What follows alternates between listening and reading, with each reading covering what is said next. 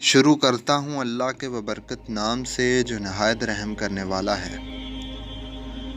حضرت آدم علیہ السلام کی اولاد میں کیسے بت پرستی شروع ہوئی؟ سب سے پہلے کس کا بت بنایا گیا؟ سب سے پہلا شخص کون تھا جس نے بت بنایا؟ آخر کیا وجہ تھی کہ ایک اللہ کو ماننے والوں کو بتوں کی ضرورت پڑ گئی؟ آج کی ویڈیو انہی سوالات کے گرد گھومنے والی ہے۔ حضرت آدم علیہ السلام کی وفات کے 126 سال بعد حضرت نوح علیہ السلام پیدا ہوئے۔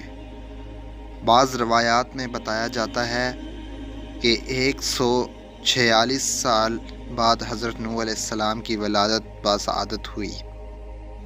مشہور تاریخ دان مقاتل لکھتے ہیں کہ حضرت نوح علیہ السلام کا اصل نام السکن تھا، جبکہ کچھ روایات میں ان کا اصل نام الساکن اور عبدالغفار لکھا گیا ہے۔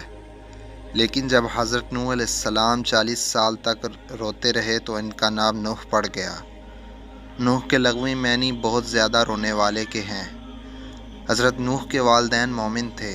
حضرت نوح کے والد نام شمیس تھا اور والدہ ماجدہ کا نام کشیش بنت قابیل تھا۔ اللہ تعالیٰ نے حضرت نوح علیہ السلام کو تب نبوت عطا فرمائی جب بتوں کی پوجا عروج پر پہنچ چکی تھی۔ ہر طرف شرک کا بول بالا ہو چکا تھا۔ لوگ گمراہی میں ڈوب چکے تھے۔ سوال یہاں یہ پیدا ہوتا ہے کہ آخر اتنی جلدی انسان بتوں کی پوجا میں کیسے لگ گئے؟ ابھی تو حضرت آدم علیہ السلام کی چوتھی پیڑھی بھی نہ آئی تھی۔ مشہور محدث اور تاریخ دان حضرت ابن جراح رحمۃ اللہ علیہ محمد بن قیس سے سند کے ساتھ روایت کرتے ہیں کہ حضرت آدم کی اولاد نے حضرت نوح سے پہلے کچھ بہت نیک لوگ تھے۔ ان کی پیروی کرنے والے کی تعداد بہت زیادہ تھی۔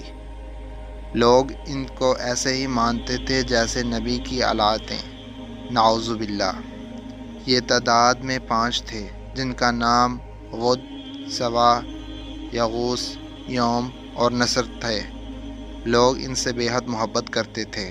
جب ان 5 کا انتقال ہوا تو لوگ رنجیدہ رہنے لگے۔ شیطان نے لوگوں کے دلوں میں یہ بات ڈال دی کہ جن جگہوں پر یہ لوگ بیٹھا کرتے تھے کیوں نہ ان کی جگہ پر ان کی نشانی رکھ دی جائے۔ شروع میں کچھ نشانیاں رکھی گئیں جو کہ ان کے استعمال شدہ اشیاء تھیں۔ بعد میں ماہر مجسمہ ساز بلوا کر ان 5 بزرگوں کے مجسمے بنوا دیے گئے۔ انہی 5 بزرگوں کے نام پر ان مجسموں کے نام رکھ دیے گئے۔ لوگ دل جوئی کے لیے ان مجسموں کے پاس آتے تھے۔ آہستہ آہستہ لوگوں نے ان بتوں کو اٹھا کر عبادت گاہوں میں رکھ دیا تاکہ عبادت میں دل لگا رہے۔ پھر وہ وقت آیا کہ لوگ انہیں بتوں سے اپنی فریادیں کرنے لگے۔ پھر اس کے بعد میں آنے والی نسلوں نے ان بتوں کی پوجا شروع کر دی۔ یوں دنیا میں بت پرستگی کا آغاز ہوا۔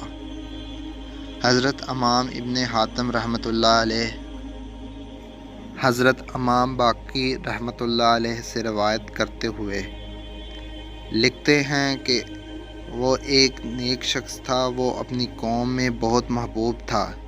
جب وہ فوت ہو گیا تو اس کی قوم کے لوگ بابل کی سرزمین پر اس کی قبر کے ارد گرد بیٹھ کر روتے رہے۔ جب ابلیس نے ان کی آہ و بکا دیکھی تو وہ ایک انسان کی صورت میں آیا اور کہنے لگا، میں نے تمہارے رونے کو دیکھ لیا تو تمہارا کیا خیال ہے میں تمہارے لیے ایک بت کی ایک تصویر بنا دوں؟ تم اپنے مجلس میں اس تصویر کو دیکھ کر اسے یاد کیا کرو۔ تو انہوں نے اس سے اتفاق کیا تو اس نے بت کی تصویر بنا دی جس کو وہ اپنی مجلس میں رکھ کر اس کا ذکر کیا کرتے۔ جب ابلیس نے یہ منظر دیکھا تو وہ کہا، میں نے تم میں سے ہر ایک کے گھر بت کا ایک مجسمہ بنا کر رکھ دوں گا تاکہ تم میں سے ہر شخص اپنے گھر میں بت کا ذکر کیا کرے۔ انہوں نے اس بات کو بھی مان لیا۔ پھر ہر گھر میں ایک ایک بت بنا کر رکھ دیا گیا۔ پھر ان کی اولاد بھی یہی کچھ کرنے لگی۔ پھر اس کے بعد کی جو بھی نسلیں آئیں تو وہ بھول گئیں کہ وہ بت ایک انسان تھا، اس کو خدا مان کر اس کی عبادت کرنے لگے۔ پھر انہوں نے اللہ کو چھوڑ کر اس بت کی پرستش کرنی شروع کر دی۔ پھر اللہ پاک کو چھوڑ کر جس بت کی سب سے پہلے پرستش شروع کی گئی وہ ود بت نام کا بت تھا۔ اللہ تعالیٰ نے سورہ نوح میں ان کے نام کا ذکر کیے ہیں۔ چنانچہ اس مشرک قوم کی اصلاح کے لیے اللہ نے نوح علیہ السلام کو پیغمبر بنا کر بھیجا۔ اب بات کرتے ہیں کہ عرب میں بت پرستی کا آغاز کیسے ہوا۔ کعبے کے متولی خاندان جس نے 500 سال تک کعبے کی تولید کی، ان میں ایک شخص عمر بن لہا بن کمعہ تھا جس نے 400 سال کی طویل عمر پائی۔ اسی انسان نے کعبے کو بتوں سے بھر دیا تھا۔ عمر بن لہا نے کعبے میں بت صرف اس لیے رکھے کہ لوگ ایک اللہ کو بھول کر میری اطاعت میں آ جائیں۔ نعوذ باللہ۔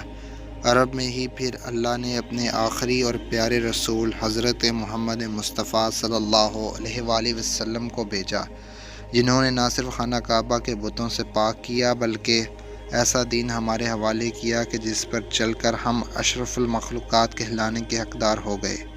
اللہ پاک ہمیں اور ہماری اولادوں کو شرک جیسے نذور سے دور رکھے، تمام بیماروں کو ہر بیماری سے پاک کر دے اور ہمیں نبی پاک صلی اللہ علیہ وآلہ وسلم اور ان کی آل پاک سے بے پناہ محبت عطا